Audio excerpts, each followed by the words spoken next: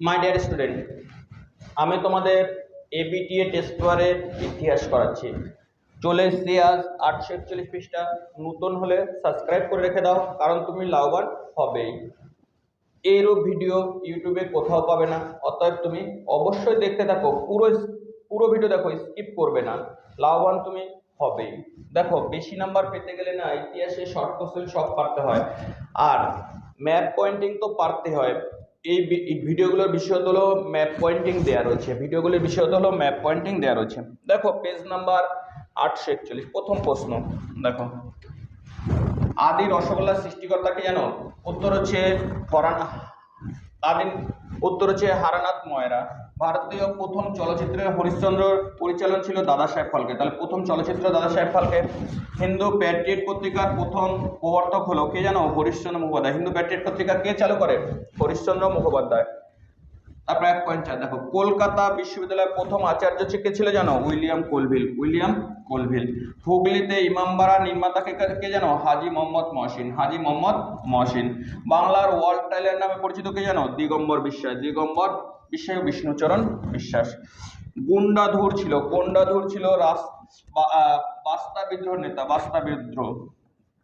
উর্দিদারি কৃষক বলতো নীল বিদ্রোহ অংশকারীদের। তারপরে দেখো, ব্রিটিশ ভারতে প্রতিষ্ঠিত হয়, ব্রিটিশ ভারত সংগঠিত হয় 1876 খ্রিস্টাব্দে। দেখো, তারপরে আনন্দমঠ উপন্যাসে বিদ্রোহ নেতা ছিল জানো কে? সত্যানন্দ। তারপর দেখো, গঙ্গা কিশোর ভট্টাচার্য বাঙালি পুস্তক প্রকাশক দিগকে ব্রহ্মা বলেছে। উত্তর হচ্ছে উপেন্দ্র কিশোর রায়চৌধুরী। তারপরে দেখো, জাতীয় বিজ্ঞান চর্চার জনক হচ্ছে মহেন্দ্রলাল সরকার। বারদৌলি সত্যাগ্রহ হয়েছিল গুজরাটে। বারদৌলি কোথায়? গুজরাটে। হালি প্রথা চালু ছিল গুজরাটে। হালি প্রথা কোথায়? গুজরাটে। গণবাণী পত্রিকার সম্পাদক ছিল কাজী নজরুল ইসলাম। গণবাণী পত্রিকার কে? কাজী নজরুল ইসলাম।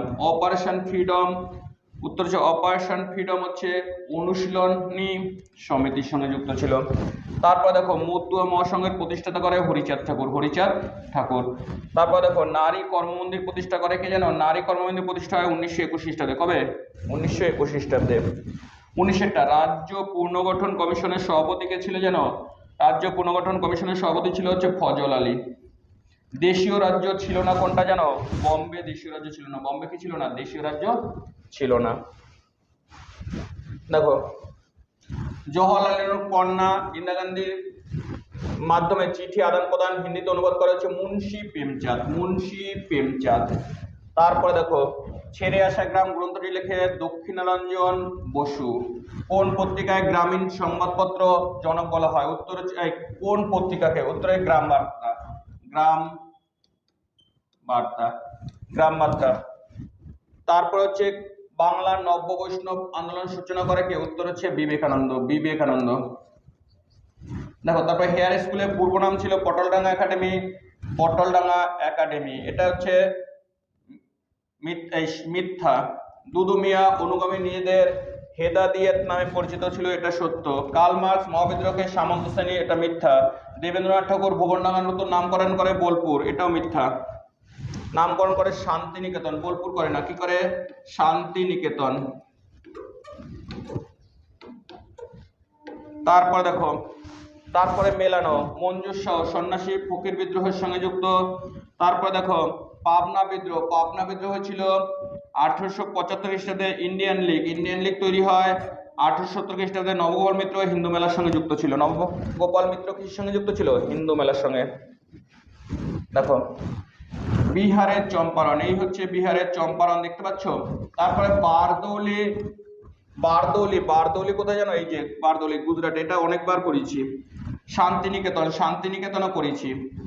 দেশীয় রাজ্য কাশ্মীর, এই দেখো এটা হচ্ছে কাশ্মীর। দেশীয় রাজ্য কি? কাশ্মীর, এটা ছিল দেশীয় রাজ্য কাশ্মীর। দেখেছো, এটা হচ্ছে দেশীয় রাজ্য কাশ্মীর। তাহলে এরপরে চলে আসি ব্যাখ্যা। দেখো, আইন অমান্য আন্দোলনে ভারতের কৃষক সম্প্রদায় স্বতঃস্ফূর্ত সামিল হয়, কেন জানো? একটা কৃষকদের স্বার্থ রক্ষা বিষয়টি এই আন্দোলনের কর্মসূচিতে ভুক্ত ছিল। দেখো, তারপর সরলা দেবী চৌধুরানী লক্ষ্মী ভান্ডার স্থাপন করে, কেন জানো? ব্যাখ্যা, তার উদ্দেশ্য ছিল স্বদেশী জিনিসপত্র ব্যবহার বাড়ানো। তারপর দেখো কলকাতায় 1960 খ্রিস্টাব্দে অনুশীলন সমিতি গড়ে ওঠে। কারণ কি জানো অনুশীলন সমিতি? এর মূল উদ্দেশ্য ছিল দেখো দেশের মধ্যে বিপ্লবী আন্দোলন পরিচালনা করা। সুভাষচন্দ্র বসু নেতৃত্বে 1928 খ্রিস্টাব্দে বেঙ্গল ভলেন্টিয়ার্স গঠিত হয়। কারণ কি ছিল জানো? এর উদ্দেশ্য ছিল বেঙ্গল ভলেন্টিয়ার, এর উদ্দেশ্য ছিল কংগ্রেসের সভাপতি মতিলাল নেহেরু অভিবাদন জানানো। কংগ্রেসের সভাপতি মতিলাল নেহেরুকে কি অভিবাদন জানানো। এই ছিল এই সেটের প্রশ্ন। একটু পরে চলে আসবে আরেকটি সেট, দেখতে থাকো, তুমি লাভবান হবেই।